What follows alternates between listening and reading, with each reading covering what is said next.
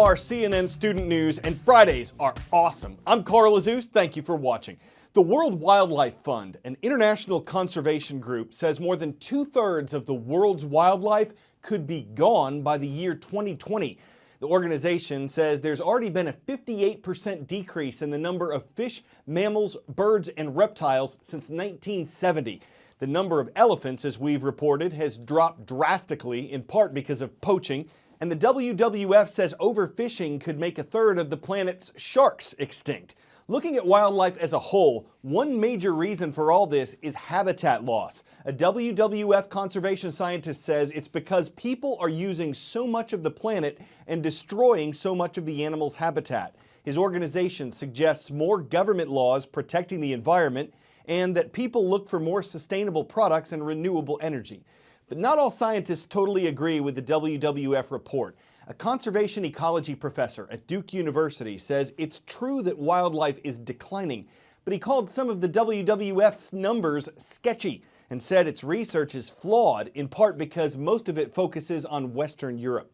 As history books define it, the Cold War started after World War II. It involved the U.S. and its allies versus the Soviet Union and its allies. The rivalry was political, economic, ideologic, but it stopped short of an outright military conflict. Now, though, there's a military buildup in Eastern Europe that's the largest since the Cold War. The United Kingdom's planning to send fighter jets to Romania. The U.S. is set to send troops and tanks to Poland. Russia recently sailed warships close to British waters on their way to Syria. It all has international officials asking, is this the beginning of a new Cold War? Well, not since the end of the Cold War have tensions between Russia and the West been this high. The big flashpoint is, of course, Syria.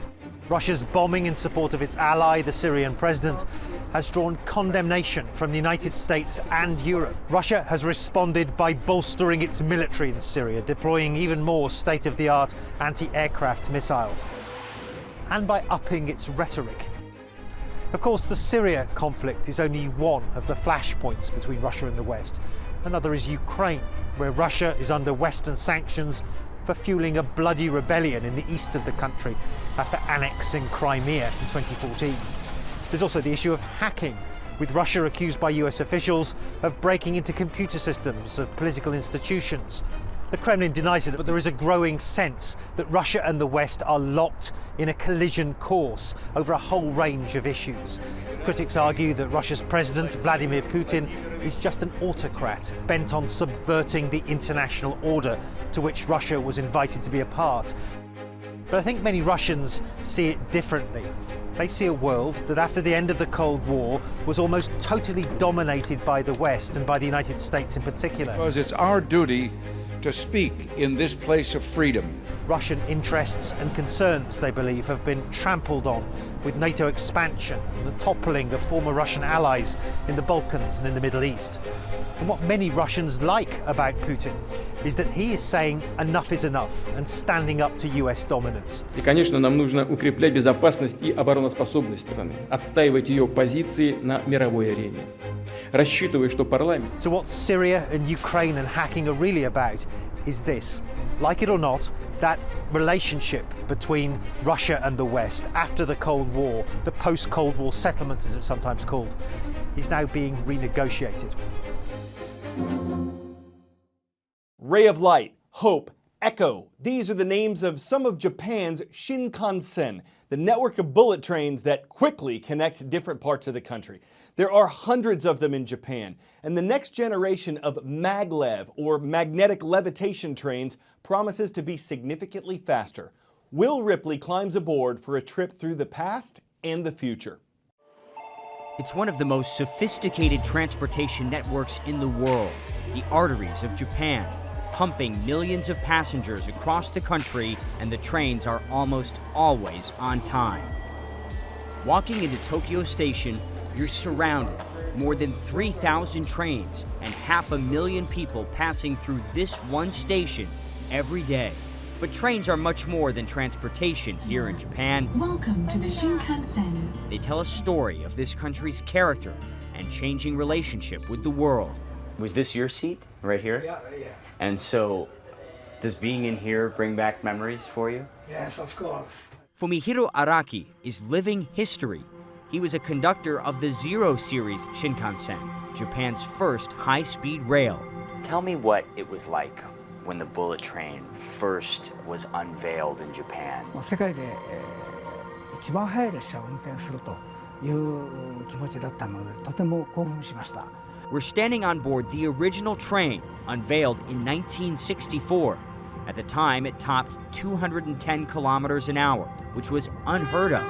The fastest trains in Europe pushed 160. The Shinkansen was a show of force. 東京オリンピックが1964年に開かれましたので、これに合わせるということで世界に、日本の復興ですかね、戦後復興とそれから、技術の、高まりを見ていただこうという意味もありましてね。で、日本人は非常に誇りに思ったわけです。Now, Japan is upping the ante again. Wow, look at that. It's incredible. How fast is that going? Yeah, it's about 311 miles per hour. 311 miles an hour. The SC Maglev, recently clocking in at speeds of 600 kilometers per hour. Testing is underway at a track outside of Tokyo, hidden in the mountains of a sleepy town called Yamanashi. How does it go so fast? The SC Maglev train is levitating using magnetic force. So literally, the train isn't touching the surface, it's just floating just above. That's right. But mass travel on the Maglev isn't going to happen overnight. We already gained the speed of 550 kilometers per hour in 1997. However, we need to make the system and technology to a practical level, and that's going to take time. This new technology requires all new tracks, 85% of which will be underground, to compensate for the fact that Japan is incredibly mountainous and also to avoid purchasing the land the train tracks go through. Even then, this first line is estimated to cost $55 billion. Walking on board the fastest train in the world almost feels like you're getting on an airplane, and the maglev can travel nearly as fast. The ride is surprisingly smooth, although your ears pop after you go a certain speed. A journey many in Japan can't wait to be a part of. Doesn't get old for me. It's so cool. Most penguins have special feathers to help insulate their bodies from extreme cold, but they can occasionally lose them, as a penguin at SeaWorld Orlando recently did. So check it, y'all. Penguin wetsuit. It was tailored by SeaWorld's wardrobe department just for this penguin. It helps her regulate her own body temperature, and she doesn't seem to mind outdressing the others. This has been done before, successfully, at another captive penguin habitat. So you could say it suits them, that it fits the bill, that birds of a feather dress together, that they have a vested interest in suiting up. Now, I don't mean to be flippant, but we're about to put this show on the wing, and while we don't have to penguin again, we hope your weekend is a penguiner. I'm Carl Azus.